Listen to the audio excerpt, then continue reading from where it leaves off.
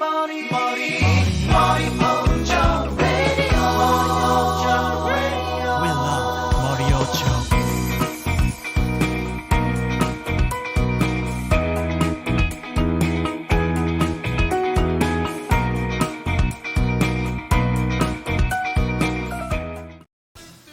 back, everybody, with another installment of Dokgo with Groovy Tony. We're hitting up chapters 41 through 50. The conflict intensifies. This is equal parts plot thickener, equal parts action. You get to see Kang Hyuk lay a beating on a few people, while also you see more of Lee Tae-hyun's, personality. It's a nice introduction because he honestly only gets worse going forward. And you kind of have to ease into the kind of bastard that this guy is. Well, I mean, you don't have to, but I suppose it's better if you do. But then again, you do have your outright weirdos like Hisoka who are just who they are from the start. No easing into that shit. But on that note, let's get into it.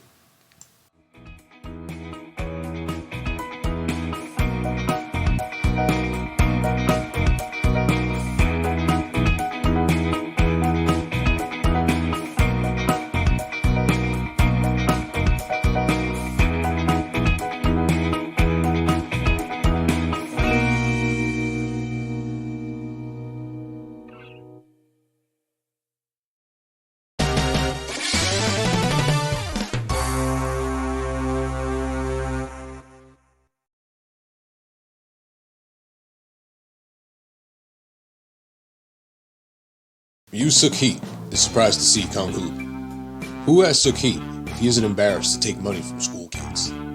That's when the two kids see their opening and run like hell. Hyuk says they're not too bright for running, since he planned to give them the money back. Suk-hee is offended by those words. How the hell is someone like Kang Hyuk going to take money from him?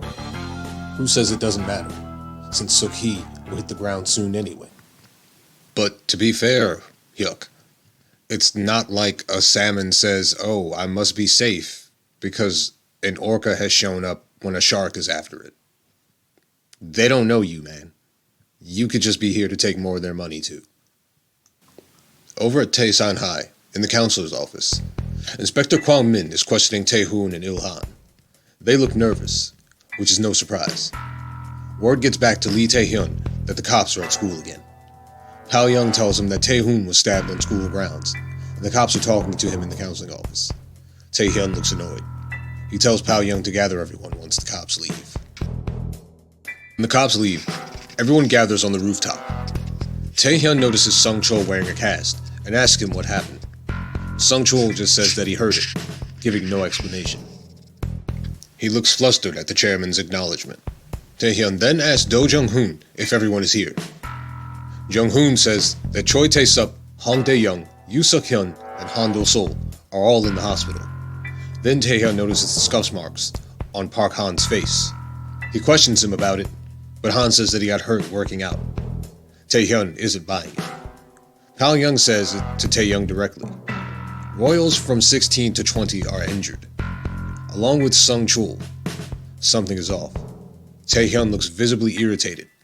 The higher-ups are currently under the impression that the guys have been fighting amongst themselves in order to decide a pecking order. That means they've been going behind Tae-hyun's back and contradicting his orders, and he can't have that. And they know it as well. That's why most of them look nervous. Suddenly, Tae-hyun notices that Suk-hee isn't present and asks Pao Young about it. Pao Young says that he sent him a text but hasn't gotten a response. He grows even more annoyed and calls for Dong Min-wook, whom he instructs to go get Yoo Suk-hee once the meeting is over. Then Tae-hyun questions Park Han again, who doesn't budge from his story. Tae-hyun then addresses the entire group, telling them that if they fight, they shouldn't leave marks on each other's faces. It'd be a hassle if the teachers get involved, which says that while he does have pull, it only extends so far. Tae-hyun decides to overlook everything that's happened so far. He knows they've been going behind his back. But because of the probation period, he's going to overlook it. He needs to keep things cool for now. But he tells them flat out, if he catches any of them doing anything else, he'll kill them himself. Everyone who's been involved so far looks especially nervous. They can't let Lee Tae-hyun find out what they've been up to, especially Han, Tae-hoon, and Il-han. But on that note, Tae-hyun calls Ko Tae-hoon and Jong Il-han and tells them to follow him.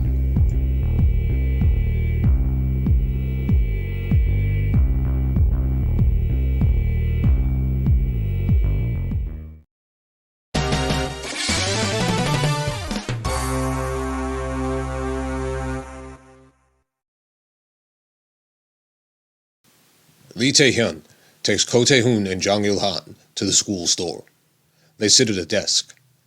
Tae-hyun immediately begins questioning them, asking what the police said while they were here. Tae-hoon tells him they wanted to know the details about him being stabbed. Lee asks Tae-hoon who stabbed him, and he sticks to his story about how he and Il-han were playing around. But Tae-hyun knows it's bullshit. He says that story is for the cops, but they knew who actually carries knives around within the circle, and neither of them are on the list. Neither of them answers. Tae-hyun reiterates his inquiry, but they stick to the story. They don't really have a choice. The truth won't do any good here. In fact, it'll probably be much worse. And these two, well, they simply aren't smart enough to spin a story on the fly. That's why they're low-level henchmen, unfortunately. Or should I say, that's why they were. They hold their nerve under Lee Tae-hyun's glare, and he dismisses them, knowing that it won't go any further. Pal-young questions why Tae-hyun let them go. He says they still have 2 weeks left of probation, so he doesn't really have a choice at the moment. He still wants to keep things calm. Do Jung-hoon questions what that means, and Tae-hyun says that there's something going on that he doesn't know about. He asks where Han Do-sol is hospitalized. Pal-young is curious about why he wants to talk to Do-sol. Tae-hyun says it's because he's a first year. This confuses Jung-hoon and Pal-young. Tae-hyun says that there's no way that Do-sol will keep the truth from him. He'll be able to get the whole story from him. That's when they finally seem to understand. We see why Tae-hyun is the head of the group. While neither of them seems especially stupid, there's a clear gap in the ability to assess things. Lee Tae-hyun is much better at reading people and leading people. These two are more than capable seconds, and would likely rule by brute force if they weren't aligned with Lee Tae-hyun's brains. Dongmin Wook leaves school. He's attempting to call Ryu Suk-hee, but only ends up annoyed that he isn't picking up. He doesn't notice that Kwang Min and his partner are tailing him.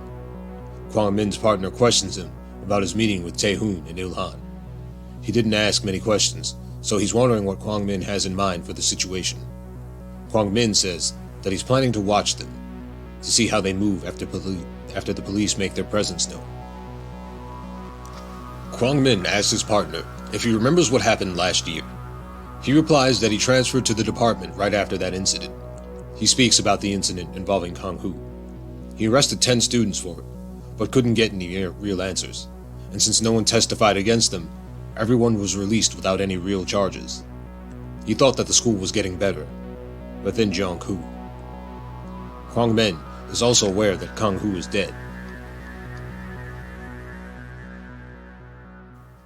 Suk-hee is attempting to hit Kang Hyuk, but it's not working out for him. Suk-hee says that Hyuk only knows how to dodge, so to prove him wrong, Hyuk jumps in and gives him 2 quick body shots. Suk-hee keels over. Hyuk has knocked the spit out of his mouth, but Suk-hee laughs. He seems to be excited. Hyuk makes note that he seems to be able to handle the fight, and then Suk-hee draws that weapon he keeps hearing about. He pulls out a wooden sword. If you think that's less dangerous than a knife, I suggest reading up on Miyamoto Musashi.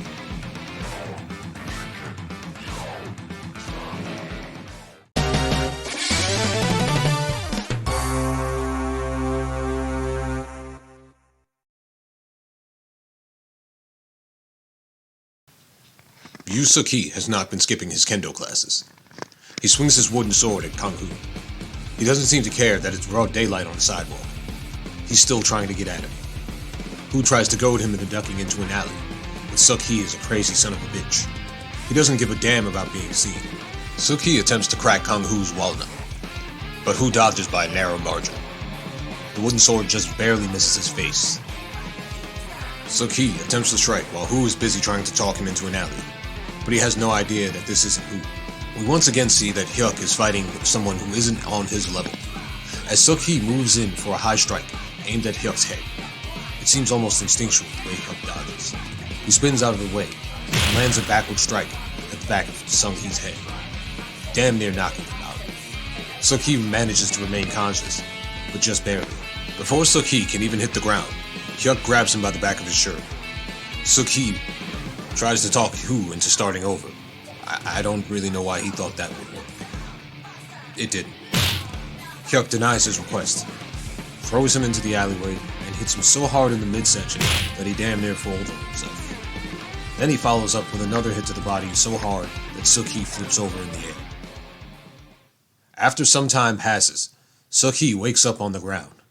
Dong Min-wook is still looking for him, and Suk-hee finally has the time to answer his phone. His wooden sword and its holster are lying next to him. That was nice of Hyuk. I'd have taken it home. Not as a trophy, just because I want a wooden sword. While talking to Min-wook, Suk-hee says that he can't move, that something is wrong with his bone. Hyuk seems to have the ability to cripple his opponents in only a few blows, even if only temporary. As Taehyun looks out into the distance from the rooftop, like a villain surveying his kingdom, he ponders going to see Han Do-sol right away.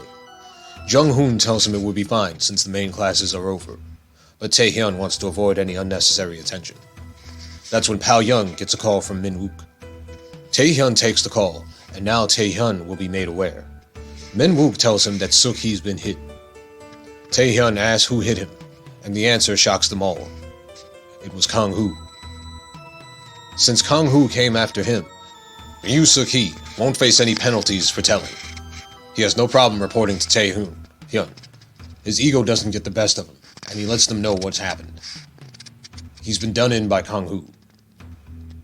And now, Taehyun has decided. There's no time to wait. He's going to the hospital now.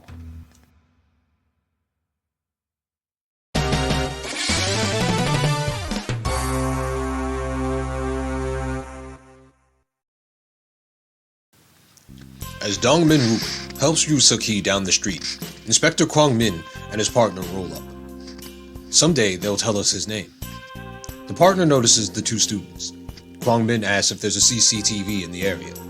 The partner says that there isn't one, pointing into the alley, but that they can see them on one that points at the entrance at least. Kwang Min decides that they should check one. Over at the hospital, Han Do-sol is visited by Lee Taehyun and co, and he looks like he's about to shit his pants. Lee Taehyun's relaxed demeanor seems to hide a violent demon. Only Pal-young and Jung-hoon come off as friends. All of the underclass members of the circle seem genuinely afraid of him. Do the third years feel the same? Did he come to rise to power through fear and strength alone? And did the organization form from this violence, or was it something that he intended from the beginning? Lee Taehyun is somewhat of a mystery. Definitely not the average high schooler. He tells Do-sol that he's just visiting and tells him not to be so nervous. He's just here to check something. Do-sol sits up in his hospital bed, and Taehyun asks him directly if Kang-hu was the one who put him in the hospital. Do-sol is hesitant, but Taehyun reassures him and tells him to just tell him what he knows. So he does. He says that both he and Suk-hyun lost to Kang-hu. Jung-hoon and Pal-young are shocked. Taehyun asks if there was anything that Do-sol noticed, and he says that it was his first time seeing him, but he heard that Hu changed a lot since last year. But what he says he doesn't understand is how someone could have become so good at fighting after only a year. It was simply unfathomable. Even if all they did was fight all the time. Maybe because he doesn't have a prior image, he isn't as dismissive of Kang-hu as all the other members of the circle have been. Taehyun pushes for more information. He remains calm through the conversation. Do-sol is again hesitant, but Taehyun gives him a simple command. Talk. One word and an expression. But what Do-sol says next leaves Taehyun with a shocked expression instead of the usual calm demeanor he has. He tells him that Park Han seems to be on Kang-hu's side. All three of them are surprised. Taehyun does, however, keep his cool. As they leave, he tells Pal-young to gather all of the royals and the General Affairs Manager, Park Han-sol. This brings Ye-ran into Han-sol's path again. For her. She goes to Ye-ran for the key to the literature room. Ye-ran says that she has to get it from the teacher's office, but Han-sol says she knows Ye-ran keeps a copy on her. Ye-ran is terrified of Han-sol, and Han-sol knows it. Not that it would matter even if she weren't. Han-sol really doesn't give a damn how you feel. She hands over the key without saying anything else. Han-sol makes a point of snatching it from under her hand. Everyone then gathers in the literature room, where Lee Tae-hyun begins to find out what's going on. Tae-hyun asks Ryu Suk-hee if he was done in by Kang Hyuk. Suk-hee answers yes without any hesitation. He then asks how Kang Hyuk was, in regard to the fight. Suk-hee says that Hyuk is good at throwing punches. Tae-hyun questions if Suk-hee wasn't just careless, but Suk-hee is honest. He says that he could tell himself that to make himself feel better, but the truth is, he can't fight Kang Hyuk. And he also says that using the ranks of the royals, Kang Hyuk is above 3. This shocks everyone in the room. We then see Kwang Min watching the CCTV footage. He spots Kang Hyuk dragging Suk-hee into the alleyway after knocking him out. Partner says, "I thought you said he died." Kwang Min responds, "That's what I thought." Partner then checks the records and finds that there's no record of Hyuk being filed as deceased. Kwang Min is shocked. He doesn't understand how this could be. He'll have to go look into it himself. That's what an inspector does, after all. Inspect.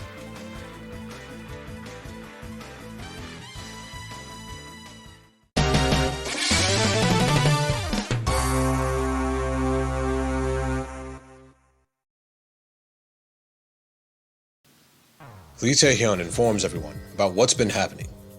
About Kang Hyuk using the probation period to take revenge. That the royals, rank 15 and below, have been beaten by him. And that Park Han may have betrayed them. He says that the royals that were beaten were hurt so bad that they have bone injuries. Ryu Suk-hee says that he's okay. Tae-hyun questions him, but Suk-hee says that getting hit is a part of fighting. He's a tough guy, damn it. He thought he fractured his bone, but he feels fine now. Tae-hyun smirks and chuckles to himself. He says that that's good to hear, but Suk-hee should still hold off for now. Tae-hyun continues, stating that the cops are still hanging around the school on a daily basis. He stresses the importance of not causing an incident like last year, strictly because he wants to avoid the attention. But he still wants to engage with Hyuk. Surprise moves through the crowd. Pal Young speaks up, asking if Tae-hyun thinks Kang Hyuk can really fight. He says that there's no point in second guessing. They have to consider the possibility. This means he trusts the word of the people who work under him. He doesn't waste time second guessing Ryu Suk-hee, nor does he let his own ego tell him that Hyuk isn't worth his time. Once he had the information, he acted on it. Which is how your leaders should move. Tae-hyun says that even if they can't beat Hyuk, that they can wear him down bit by bit. He tells them to fight him and cause any injuries they can when they do. And as he says that, he says, that's when we'll really get him. We see a glimpse of Tae-hyun's true face. The face that inspires fear in the ranks. That makes them listen to what he says, and why they're afraid to let him find out when they don't. Tae-hyun appears calm and composed, but a monster lurks in him, and he's always ready to let it out at any moment. Secretly, I think he hopes people disobey him, just so he'll have a reason to act. But we also know for sure that he loves control. He doesn't send them on this suicide mission for nothing. He tells Han-sol to add an extra 300k to the royals' monthly pay. Probably since they're going to need to pay hospital bills. Han-sol looks somewhat nervous. It seems Tae-hyun's true face is a bit much for her. She can't treat him like she treats Ye-ran. Jung-hoon asks what Tae-hyun plans to do about Park Han. He says he'll have to think about it for now, but to just let him be. Everyone looks uneasy. In particular, a wavy-haired guy named Cho Hyun-sung. And from the color on his name tag, we can deduce that he's from the 3rd year. If you've been keeping up, you'll notice that the 2nd years have red, while the 1st have green. The last color, blue, is for the 3rd years. We aren't given his rank, however. So, We don't know which royal bodyguard Cho Hyun-sung is in the third year. Over at Kang Hyuk's apartment, Inspector Park Kwang-min arrives and knocks at the door. He asks to speak through the door, and then he says something that no one else has said so far. Kang Hyuk. It's the first time anyone has said his name since this started.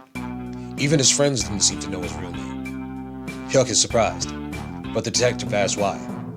The cops know these things, he says. He seems to sense it through the door that Hyuk is surprised, perhaps when the door doesn't open. When Hyuk does open the door, he asks to come in. Hyuk asks if he has a warrant. Inspector Park laughs it off and enters anyway. He doesn't really seem to care much about rules. Hyuk thinks to himself that he needs to avoid letting the wall be seen. The poster on his wall seems to catch the detective's attention. We've seen this image several times throughout the series, which gives me the impression that it's a reference to something. Perhaps someone else can tell me more? Kwang Min says that the sequel won't be as good as the original, and asks Hyuk when the books are coming out. Hyuk tells him to go ask a bookstore, seeing through an attempt at trying to relate. Inspector Park then runs down Hyuk's history, mentioning that Hyuk took down 33rd year high school students in middle school, then was kicked out of school. Hyuk offers him a drink, which he accepts. Then Inspector Park inquires why Who's death hasn't been filed yet. Hyuk responds that he wasn't ready to let go, a sentimental answer that he hopes will throw the detective off his trail. The inspector then asks if Hyuk wants him to take care of it. Hyuk ignores the question and asks why Kwang Min is here. The inspector gets to the point. He says he saw Hyuk wearing a Taesan High uniform on camera, and asks if he's cosplaying as Kang Hyuk. Hyuk doesn't answer. Then we cut back to Lee Tae-hyun. He's being questioned about taking care of Ko Tae-hoon and Jong Il-han. He says that if they were to be taken care of now, that it would give away the advantage they have. Pal Young asks if Tae-hyun has something in mind. Tae-hyun then says that the weak ones are always the first to crack when beaten, and tells them not to concern themselves with those two. They just need to find the perfect time to make them crack. He has dark intentions for those two. There may be no way out of this for them.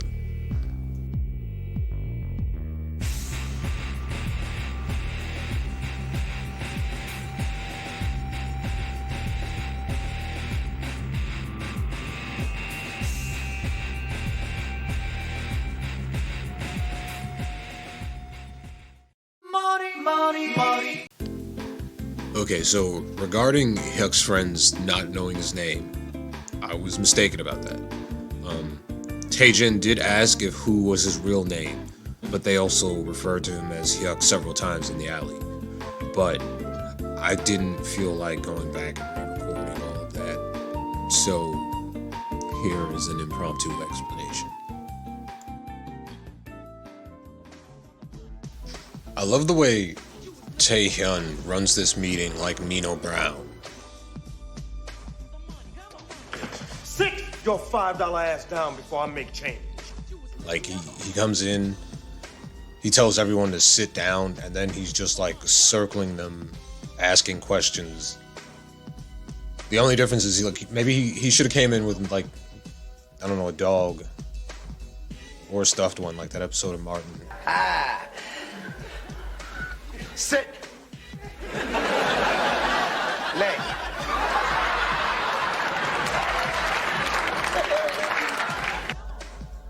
No, that would ruin his image, wouldn't it? No stuffed dog. Okay, real dog. Get a real dog.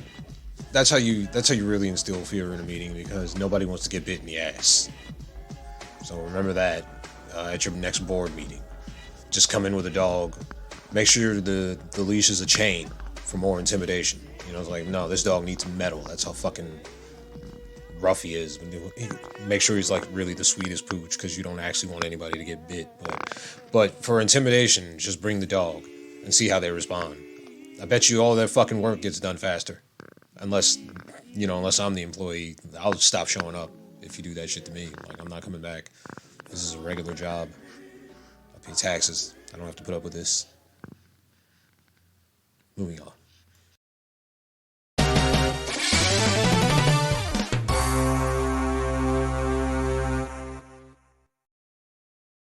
Inspector Park Kwang Min asks Kang Hyuk why he's wandering around in a uniform when he doesn't go to school. Hyuk wonders if he was unlucky skipping school to fight Ryu Suk-hee. Inspector Park asks if Hyuk is trying to get revenge by pretending to be who. Hyuk feigns ignorance, but it doesn't work. Kwang Min presses the issue, letting Hyuk know that he knows who that was being dragged into the alley, since he was involved in his brother's case last year, and drops Ryu Suk-hee's name. He tells Hyuk he has some explaining to do. Hyuk knows he has to be careful in dealing with the cop. Hyuk counter-argues, asking if Suk-hee filed any charges on him, and follows up by asking why he has to explain anything to Kwang Min. The officer doesn't have an immediate rebuttal. We then see Park Han is still in school, when he's approached by Cho Hyun-sung. Hyun-sung asks Han if he fought with Kang Hyuk. The surprised look on Han's face is enough of an answer, but Han still denies it. Then Hyun-sung tells him that Taehyun is aware of what Kang Hyuk is up to. Han is surprised. Hyun-sung tells him that the chairman only laid out the ground rules, but hasn't decided anything or made any moves. That it seems like he's thinking of something. Park Han continues pretending not to know what he's talking about, but Hyun-sung continues telling him the situation. He lets him know that Taehyun is planning to let Woo have his way for now, and that as soon as he thinks he's won, that's when the trap is going to spring. Hyun-sung is telling Han that he doesn't want him to go down with Woo, and tells him that in order to avoid that, he needs to hit Kang Hyuk.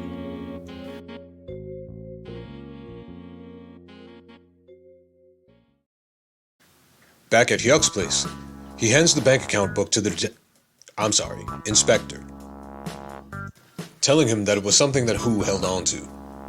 He then tells Inspector Park what it is, the account that distributes the money as a monthly check to the school's circle. After taking a look at it, he asks Hyuk where he got it. Hyuk tells him that it was in Woo's belongings. He doesn't want Yaeron's name in this. Inspector Park is shocked by the fact that a high schooler can pull in this much money. Me too. 5 million won to be precise. But he doesn't think they'll be able to make a full investigation just based on this. Hyuk says, what good are the police if they can't do anything? This seems to get to Kwang Min. Hyuk follows up, saying that there's evidence of school violence right in front of his face, but he's sitting there acting like it's nothing. Meanwhile, they're quick to label someone a criminal if something is the slightest bit off. This is likely a look into Hyuk's dealings with the police. This leads to a stare down before the inspector takes his leave. Maybe he feels that Hyuk has somewhat of a point. Maybe he feels a little guilty.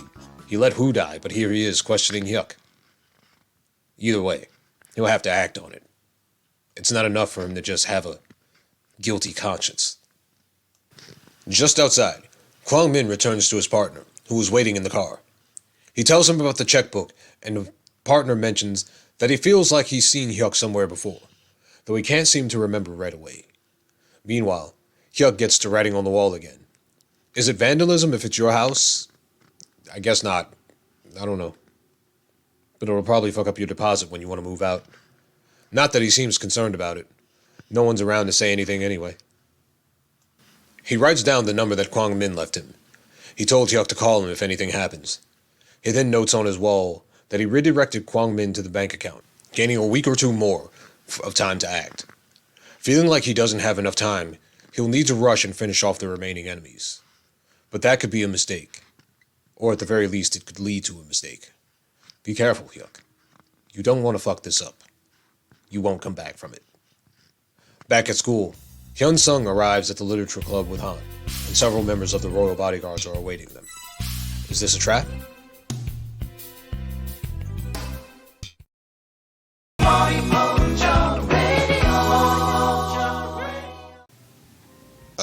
I started to wonder, would Hyuk be doing this if his mother were around? Would he be on this crusade, or would he be focused on just making sure she has at least one son left? You know, not risking his life. Is this maybe just a way to cope? To get past the grief of losing a twin, while also getting justice that he can from the system? Probably. I don't know, what do you think? What would you do in this scenario? Like, I already know what I would do. I don't think I should say it on YouTube, but just based on past events, I don't like people messing with people I love. So if someone were to literally kill my twin.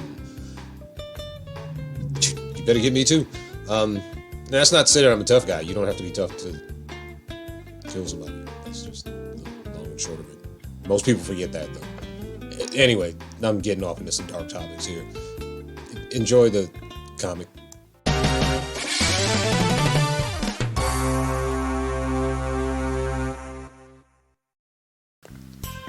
As they enter the room, Park Han's presence is met with hostility. Cho Hyun-sung speaks up on his behalf, but skepticism is still in the air. So Hyun-sung tells Han to speak up. He hesitates, and we flash back to the real reason that Han is in the room. Hyun-sung says that Lee Tae-hyun knows about his connection with Ko Sung-chul, and that Tae-hyun will go after Sung-chul just to hurt him. Han says that Sung-chul has nothing to do with the situation, and that he was only in the circle to earn money for his mother. She's a single mom. But Tae-hyun is the type of person who will do whatever he can to damage you mentally. Hyun-sung asks if he would choose Kang-hoo over Sung-chul. That's when Han is snapped back into reality by someone asking if he's going to say something. Han then tells them about the plan that he and Kang-hoo came up with, which is to send Ryu Suk-hee to the hospital and then draw out the other 3 guys in the room, so Han and Hoo can take them on. This seems to annoy Dong Min-wook in particular, but Suk-hee chimes in and says that he fought Hoo and that he's really good, pretty much letting Min-wook know that he can't beat Hoo without directly telling him. So now the plan goes from being a 3-on-2 to a 5-on-1. This seems to make them a lot more comfortable. They think there's no way he can take on 5 people at once. Yeah, there's no way he could take on 5 people all at once. Even Suk-hee thinks he can't beat 5-on-1. Han reminds himself once again that he's doing this for Sung-chul, silently apologizing to Hoo. He commits to betraying him for the sake of his longtime friend. The next day, Han approaches Hoo and tells him that rank 12, 13, and 14 are waiting for him in the place where he fought Sung-chul. Hoo tells Park Han that he'll go on his own. Han tries to talk him out of it, but Hoo insists. He's certain he can take on these 3 guys by himself. And why wouldn't he be? The guys waiting in the park are excited. They can't wait to see the look on Hoo's face after the double cross. One of the boys' name tag identifies him as Jin Hong-soo. The numbers advantage is giving them a lot of confidence. You see this often. Boys get around their friends and start feeling bigger than they really are. And then they get caught in the hallway alone, and damn near shit themselves because someone walks toward them with an angry face and a determined posture. Someone comes up with the bright idea to make Hoo feel like he's winning. Ryu Suk-hee then hides in the bushes for a surprise attack. Hoo doesn't know that he'll be there. They have the numbers and a tactical advantage. As Hoo arrives at the park, they notice that Park Han isn't with him. As Hoo makes his way to the park, Park Han gets a call from Sung-chul's mom, who he identifies on the phone as Sung-chul's mom. Wouldn't you just call her by her own name? That's strange, but alright. As Hoo walks into the park, he's alone, smoking a cigarette, looking like he doesn't have a care in the world. This is just another day. Not even a fight. Just a bump in the road.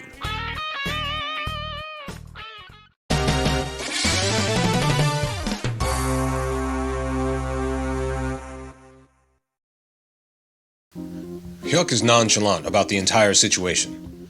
He says, "I got something to take care of after this. Let's get this over with."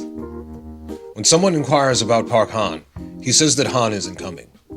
When they ask if that changes things, he tells them that they should pay attention to him. Dong Min-wook says that Hoo's gotten a big head over the last year. Ignoring the comment, Hyuk tells them that if they don't go, he will. We see that Baek-hee is the name of the student in the blue shirt. It's visible on his name tag. Standing behind him, Jin Hong-soo tells Hoo to put the cigarette out and stop acting hard. Hyuk spits the cigarette out of his mouth, and the moment it hits the floor, they act on someone's signal. Baek-hee attempts a jump kick right at Hoo's face. But Hyuk sways his head just out of the way and swings a right back fist, slamming it just into his knee. He goes spinning to the ground. They realize that the part of the plan where they act like he's winning isn't going to work out. In one movement, it becomes clear. He's much better than they thought. They still don't understand that they can't win. But even if they did, it'd be too late to back out now. As far as he knows, you were there when Hu got done in. So you're on the list too. We cut to Park Han, still talking to Sung Chul's mom. She's thanking him for paying Sung Chul's hospital bills. She starts crying a bit, but stops to thank Han once again, this time for watching over her son. She lets him get off the line, and once again, he's finding himself dealing with a bit of inner turmoil. He doesn't know whether he should stick to the original plan or turn his back on Kang Hyuk. As we head back to the park, the first attacker is still attempting to get up. From the looks of it, his leg is hurt, but he still seems willing to fight. The Royals communicate to each other that they need to change their tactics and fight Hu for real. Hyuk notes that they're smart enough not to ignore when a good fighter is in front of them. They decide to try and push him back to where Suk-hee is hiding, hoping he can get the drop on him. He realizes it right away. Hyuk dodges and parries with no effort. He decides to move along with their plan, and they don't realize that he's playing along. The rustling in the bushes catches Hyuk's attention as Ryu Suk-hee jumps out, doing his best to sabotage his surprise attack by shouting, "Time to die!" and then paying the price, as Hyuk's heel lands precisely at the tip of his chin, knocking him out cold. The remaining Royals are instantly shook, and as Suk-hee sinks to the ground, Hyuk slams a fist into his face with an uppercut, causing the back of his head to smack into the ground. And just for good measure, while he has him down, he smashes another fist into his face. Suk-hee has retired.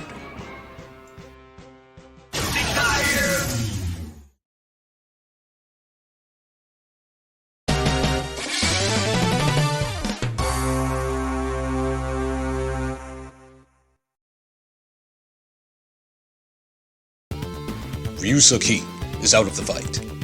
Kang Hyuk has knocked his face crooked. His nose is clearly broken. The others realize that they're no match for him. They start to question how he got so good at fighting in just 1 year, wondering how it's even possible. They realize that they can't win the fight, though they probably would have had a much better chance of hurting him if they didn't stand around so much. We see a familiar name at the prosecutor's office. Chae Se-yeon is having a conversation with Inspector Park Kwang-min.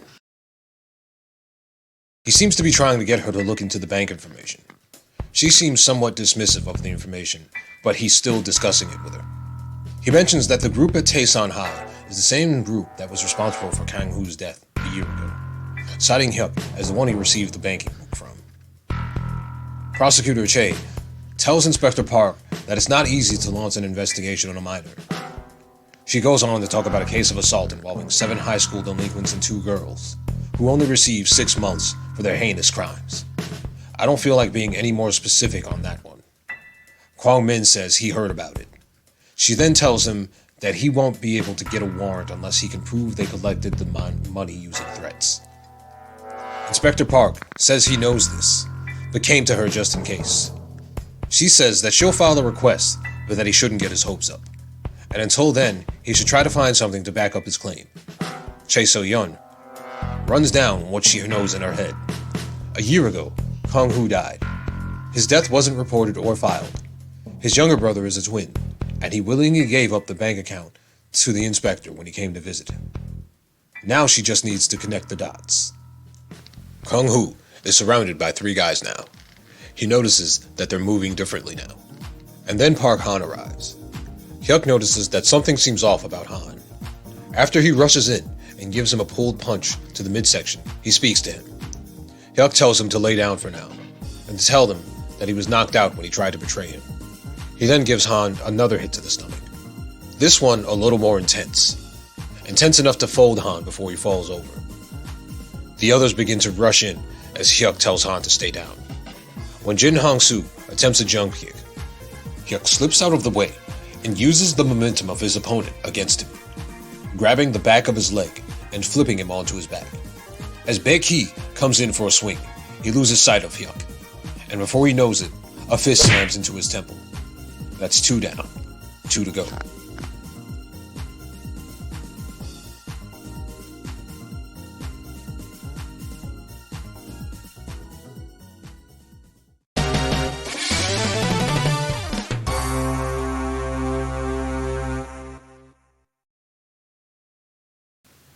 The Royals are down to 2, and they've gone from, let's let him think he's winning, to, try to hit him at least once!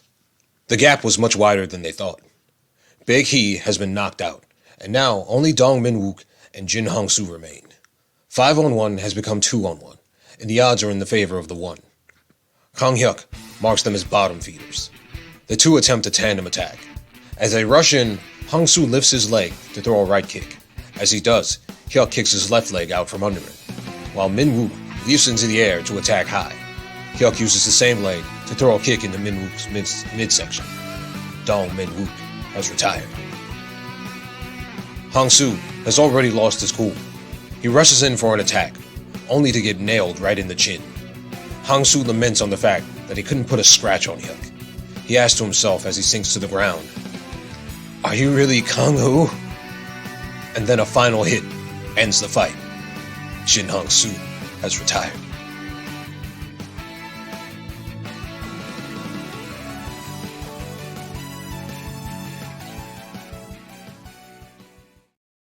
We arrive back at school. Lee Tae-hyun is having a chat with someone who says it's pathetic that 5 of them couldn't take him down. Tae-hyun isn't bothered by it. He found out that Ko Sung-chul is Park Han's weakness. The other person says that it was just as Tae-hyun said it would be. He used Sung-chul as bait and Han took it. He asked Tae-hyun why he's being so complicated about things. Tae-hyun says they'll talk about it later, and then tells the person good job. We then found out that he's talking to Cho Hyun-sung as he dramatically pauses to say his name. We then see Cho Hyun-sung smoking sinisterly. That's right. Cho Hyun-sung was a mole. I don't know why Park Han couldn't figure that out. Perhaps that's a weakness of his, expecting his own sense of honesty and earnest behavior to be a feature someone else has. But most people are scum.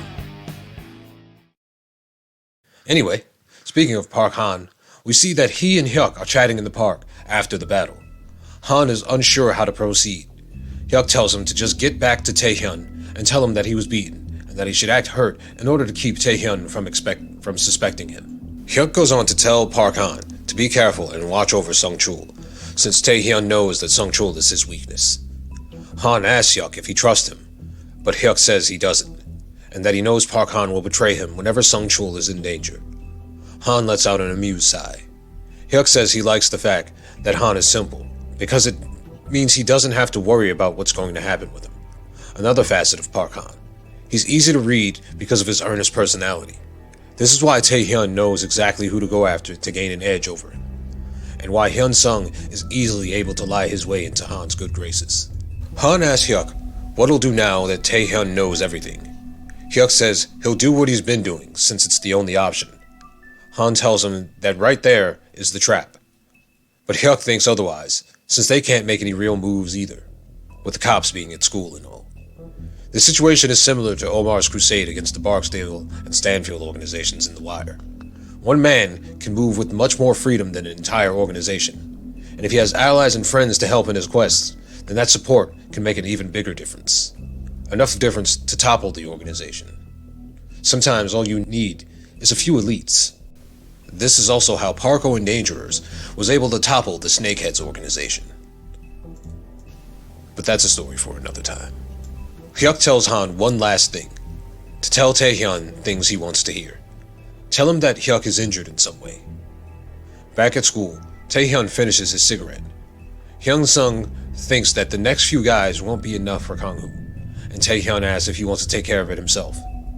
Hyun-sung seems to dodge the question when he asks why they can't just drag him somewhere and beat his ass like last year. Maybe that comment about Hyuk being above level 3 is why Hyun-sung is so hesitant. Lee Tae-hyun tells Hyun-sung that there's something he doesn't know, and that he wants him to stay close to Han for now, telling him to get closer and then make an offer to betray Tae-hyun later, then see what Han does. Hyun-sung says it sounds fun, but asks wouldn't it be a waste of time since Park Han is already on their side?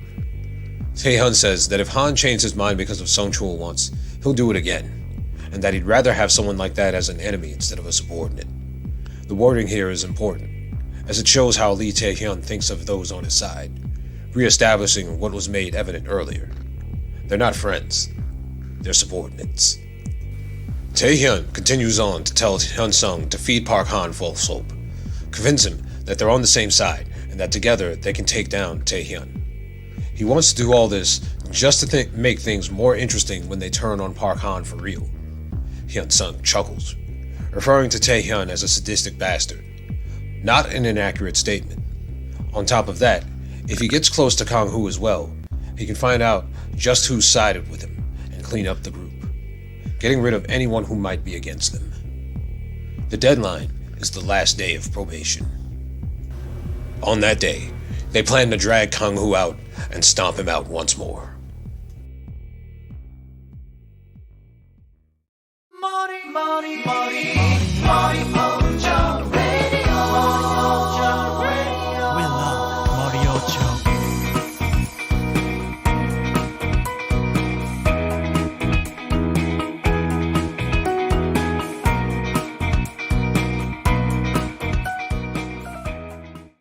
So as you can see, things are sort of coming to a head.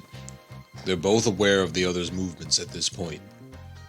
Taehyun knows that Hyuk is moving against him, although he still thinks it's who. And, Hyuk knows that Taehyun is aware of his actions. But at the same time, neither of them is making a move out in the open. They're both still playing a game of chess.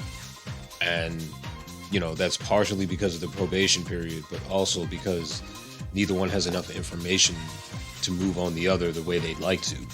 And on top of that, as far as Hyuk is concerned, he's grossly outnumbered here with, as they said, there's about 120 of them. Even with the guys he's taken down, that's still over 100 people. And so he still has to move carefully, but Taehyun has to be careful not to draw too much attention to himself, because he's actually still a law-abiding citizen. Although he's doing all this scumbag shit, he's still just a student. He's not like a hardcore criminal running with the mafia. He has to be careful not to draw too much attention, because he still plans to have a future. And that is, that kind of works against him in this instance. Because if you plan to have a future, then engaging in activity like this, it can be a setback if you get found out. But at the same time, because he's still in high school, it won't be a major setback, especially as we see, like, he has connections somewhere. He's able to get things moving, and he's able to keep a lid on things that are going on in this school as if there are no adults around. So, with that being said, you can tell he's got somebody on payroll, or like he's related to someone who has a lot of pull, the general things that go behind a person being able to just control shit like that. And so, with these two things in mind, they both move forward with the end goal of basically stomping the other person out. It all boils down to, physical conflict in the end. No matter how many chess moves they make, they want to hurt the other person. And I think one guy has way more motivation to do that than the other. So, that's who I'm banking on. Also of note, this is the end of the second year Royal Bodyguards. Jin Hong-soo leads the second year as the top of the second year Royal Bodyguards. He's the head of the second years, along with, each class has a head as well. So that puts him in a pretty high position, and as you saw, it didn't mean a thing.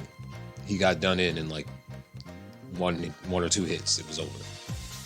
And so you kind of have a general idea. Now, the comics never actually list which of the bodyguards are which in terms of numbers, so I had to look that up. And because that group has been done in, I'll run down the numbers at this point. So Jin Hong-soo is 12, and as I said, he's the top of the second years. Baek Hee is number 13. That was the guy in the blue shirt. Dong Min Wook is number 14. Yoo Suk Hee, that's number 15. Tae Suk, 16. Dae Young, 17. Suk Hyun, 18. Do Sol, 19. And then you have Park Han, who's number 20, and Ko Sung-chul, who they try to equate him with Park Han, but honestly, I wouldn't. Park Han held back on him, and Sung-chul is like one of those people who, like, he looks like a good fighter if you don't know how to fight. If you do, you will instantly know that the minute he makes a big move, you can probably break something with ease. Well, I don't want to say with ease, but you could break something. Like, he could get seriously hurt doing the shit that he does, but he likes to show off, and he thinks that's, you know, that's enough. I think even Jean-Claude Van Damme wouldn't do a split in a real fight. Or maybe he would, I don't know. Shit. I don't know that guy. But anyway, that's the second year Royal Bodyguards. Do Sol is the only first year who made it into the ranks, so, you know, that says a lot about his fighting ability outside of, you know, fighting Hyuk, obviously, because that clearly that was not going to go his way. He's fighting the main character. So yeah, hope that information was helpful, and hope you've been enjoying comics so far. And, you know, as you can see, it becomes a lot easier to actually analyze things as you go, because, like, the early moves, everything's kind of mysterious. Like, you don't know who Taehyun is, you barely know who is. You're just kind of thrown into things, and you have to find out things as you go, which really, it gives you the perspective that who is working with, because he's just coming in here strictly for revenge, but it's a lot more complicated than that. So, yeah. Stick around.